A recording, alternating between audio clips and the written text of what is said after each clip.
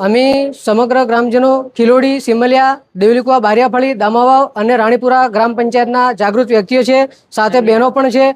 અમે આજરોજ કલેક્ટર સાહેબશ્રીને લેખિત અને મૌખિક રજૂઆત એવી કરીએ છીએ કે અમારા વિસ્તારમાં નળ સે જળ યોજના અંતર્ગત બહુ મોટા પાયે ભ્રષ્ટાચાર થયો છે। નરી આંખે દેખાય એવો ભ્રષ્ટાચાર થયો છે।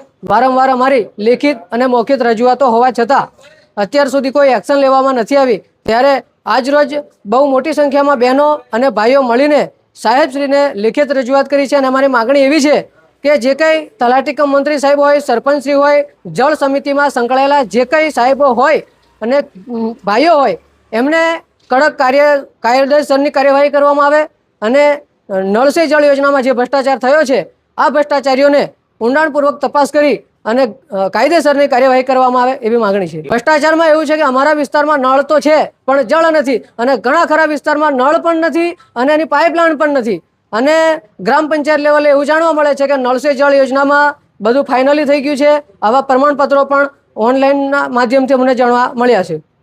ખાસ કરીને નળ સે જળ યોજના જે સરકારશ્રીની બહુ મોટી યોજના છે, જે આજની સરકાર પણ નળ સે જળ યોજનાના નામ પર મત માગી રહી છે, આવી એક બહુ મોટી યોજના જેમ કે નળ સે જળ યોજનામાં પણ ભ્રષ્ટાચાર છે, રોડ રસ્તામાં પણ ભ્રષ્ટાચાર છે।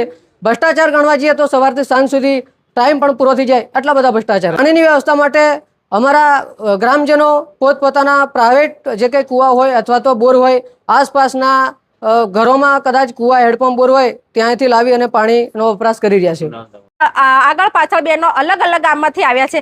ખાસ અમારો મુદ્દો છે કે નળ સે જળ યોજના। નળ સે જળ યોજનામાં અમે દરેક મહિલાઓ ગામ પંચાયતમાં રજૂ કરીએ છીએ કે અમારે પીવાના પાણી માટે ચોમાસું અને શિયાળામાં પાણી પીવા માટે મળી રહે છે। હાલ અમારી પરિસ્થિતિ એવી છે કે પીવાના પાણી માટે બીજે ઘરોમાં જઈને પાણી પીવા માટે એટલે અત્યારે ઘર વપરાશ માટે બહેનો અને ભાઈઓને સવારમાં ઉઠીને પાણીની જરૂરિયાત વધારે પડે છે।